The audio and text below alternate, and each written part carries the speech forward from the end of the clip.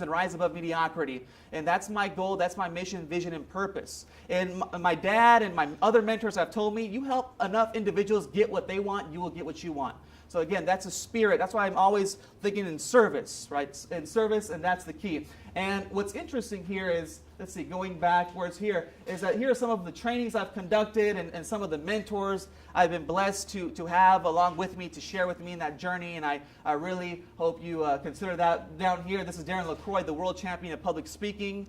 Has really helped me in my speaking business. I have John Assaraf. Have any of you seen the movie The Secret before? The Secret. Okay. Yeah, John Assaraf was featured in the movie The Secret right there. Other mentors of mine, that's my father right there, my parents, this is my cousin. My cousin's a wedding, our engagement party, and my cousin has a successful business. He's a mentor, been on the Inc. 500, fastest growing company in IT software. So again, I've been blessed to have a lot of mentors in my life. Again, some other trainings I've conducted. And the reason why I share this with you is that we all have comeback power. So anytime we're faced with struggles and difficulties and obstacles, by having the right story, the right script internally playing in our mind, having the right emotional state, and having the right strategies, we can virtually accomplish anything. Possibilities are limitless. So, and again, I'm glad to be of service. I've been blessed to inspire other individuals. I'm glad, it's not so much speaking, but the after results. When people go out there and apply what I've been sharing with them and I get feedback from that, that makes a world of a difference for me. That's why I'm up here doing this on a regular basis. That's why I'm motivated to live out of my suitcase half the month, drive from traffic jam to traffic jam to traffic jam. It's not always easy. But that's why I do it. That's the mission, the values. And I know one of you mentioned that in terms of this organization. The mission is the lifeblood of an organization, of a person's life, and a person's business. So again, we're gonna emphasize that as we move forward on other preceding slides. And what's interesting is, in one of my seminars, this is actually in the Bakersfield area, I was doing a Goal Achiever workshop. And in one of my seminars, I had an individual. His name was John. And John comes up to me at the end of the seminar, and he just grabs, he's like, Hasib, I need your help, I need your help, I need your help. I said, okay, well, what do you need help with? He said, I need help with my health goals. I looked at him, I said, I'm not a personal trainer, and I'm not a nutritionist. Do you think I can help you? He said, it's not that. I just need help when it comes to mindset, when it comes to my psychology. I'm procrastinating a lot. Have any of you been there? Procrastination. Oh, yeah. Yeah. A lot of that's interesting and psychological, and we'll talk about that.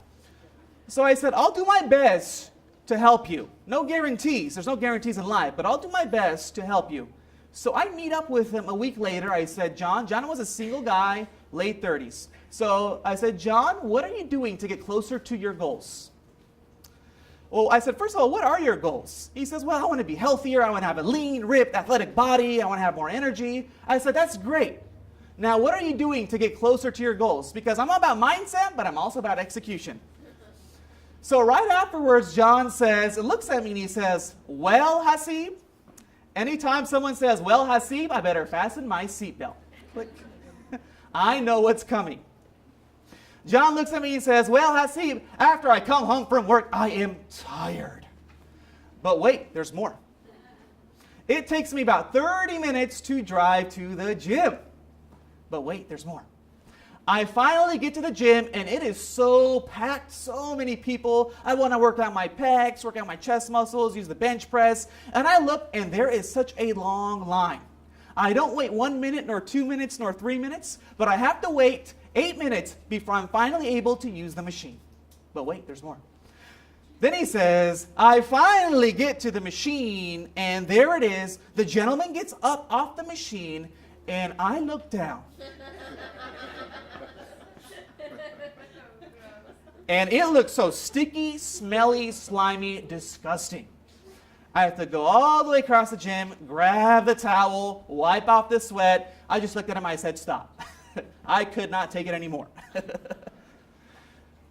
I said, John, and this is when we had a heart-to-heart. I said, John, do you know why you are not going to get to where you want to go? He looks at me and says, huh? What are you talking about? I said, because it is too painful for you. I said, you have what's called cognitive dissonance. Have any of you heard that term before? Good. Right. In neuroscience, what cognitive dissonance means is that when your conscious wants and desires are not in alignment with your subconscious beliefs, that's called cognitive dissonance. And that's what he was suffering. I said, you consciously want to be healthier, you want to improve your health, you have all these goals. That's great. But subconsciously, you have certain beliefs. And here's what I mentioned to him. I had to sit down with him, and I said, here's the key to success, John. And this is what I use in my own life. These are powerful tips. These are general concepts, and I'm going to get more strategic. But some general concepts that I share with John, this is what I've applied in my life, and I look to apply on a daily basis. I'm not saying I'm perfect, but this is we're always a work in progress, right? We need to strive for excellence, not perfection. Excellence means doing our best, right? Who in here has met a perfectionist before? Right? Is there such thing as being perfect? Right. When we talk about, and I know Jennifer was in one of my seminars, when we talk about personality types, the personality type, and I'm a bit of this personality type, by the way, but the thinker personality type. The thinker who wants to dot all the I's and cross all their what? Yeah, that person tends to, and I have a bit of this myself, falls in that perfectionist trap. Want everything to be perfect before they move forward. But perfectionism can lead to what? It starts with a P. Paralysis. Oh yeah, it's called analysis paralysis, which leads to procrastination and slower decision making. All right, so excellence means doing the best, and I know one of you mentioned that in the morning, that this was mentioned, right? Let the chips fall where they may. Do your best, let the chips fall where they may. And so it's interesting, I taught John this concept, this is what I live, this is what I share in all my seminars all across the country. 80% of our success is due to our psychology. 20% is mechanics. The mechanics represents strategy. Psychology represents our attitude, our mindset, our paradigms. Have any of you heard of that word paradigms before? Excellent. Yeah, it's the way we look at the world, our worldview, our map of the world. And lastly, psychology represents our BS, which stands for belief systems. So attitude, mindset, belief systems, the way we look at the world, that's psychology. 20% mechanics, that means strategy. And what was interesting is my friend John, was his pain mechanical or mainly psychological? Which box? Mechanical. No, he associated pain with the gym. He felt that it was too hard to do it. Was that psychological or mechanical? Right. The majority of that, I'm not saying it was zero mechanics. No, some of that was mechanical, but mainly it had to do with his mindset. Whenever we associate neurologically pain with the process, that's been shown to lead to procrastination. Whenever we neurologically associate pain with the process. So I had to teach him how we can retrain our brain to get our positive outcomes. And it was a process. It wasn't overnight. I had to have a sit down with him. I had to walk him through things. I had to guide him with affirmations. And we'll talk about that further. So 80% psychology, 20% mechanics. What's very interesting here is when I went to John's room, he had a big workout calendar, 90 days. He spent money on a personal trainer and a nutritionist. Fancy schmancy nutritionist out in Southern California. I said, that's great. Good. I'm glad you did that. One of my favorite founding fathers, Benjamin Franklin, says that an investment in your knowledge pays the best interest. So I said, that's great. But what is interesting is that when I looked at his 90-day workout plan, it had the workouts he needed to do on Monday, Tuesday, Wednesday, Thursday, Friday. He spent money on a gym membership, personal trainer. That's not too cheap either. So he did all that, and he had a nutritionist sheet as well for Monday, Tuesday, Wednesday, Thursday, Friday, a whole routine for the next 90 days, how many calories he should be eating, what kind of foods, all that was laid out for him. All he had to do was plug and play. That's all he had to do. So in terms of mechanics, he was pretty good when it came to the mechanics. But as we see up here, mechanics is how much percentage of the game? Yeah, that is only 20%. Psychology is much more essential. We can have the strategies all day, but if this is not right, this is not in the proper orientation, that may lead to procrastination when it comes to application. So that's something we ought to be mindful of. And what is interesting is when John was telling me all these stories, he was rationalizing, making up these stories, I looked at him one day and I said, you know what, John? You're plagued with this disease. And the little Travis Howard in me came out. I said, you know what this disease is? He looked at me and says, what are you talking about? It's called excusitis. Excusitis. Right.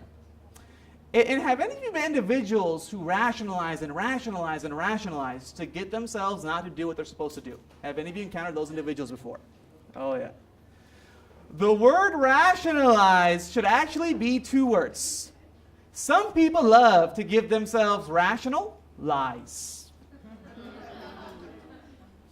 Some people love to give themselves rational lies. Right? So that's all a mindset. Now, what's interesting, I talked about the internal and external. I told John, I said, the individuals that are successful, they have an internal focus of control. The individuals that may not be as successful have an external focus of control. That means the victim mentality. Have any of you encountered individuals who have a victim mindset, victim mentality? Right? And like I said, no individual is a victim, it's just the mindset. We can go in and out of different emotional states. So what's interesting is, what is a common theme that we've experienced amongst victims? What do you notice about victims? They tend to do what? Blame. Yeah. The blame game. They play the blame game. And what they will say, everything that's going on in my life is not because of me. It's because of this person. It's because of my spouse. It's because of this. And have you noticed individuals in these types of mindsets, they'll also blame past experiences. Right. Oh, I can't move forward because 10 years ago, this would have happened to me. And therefore, I can't do this.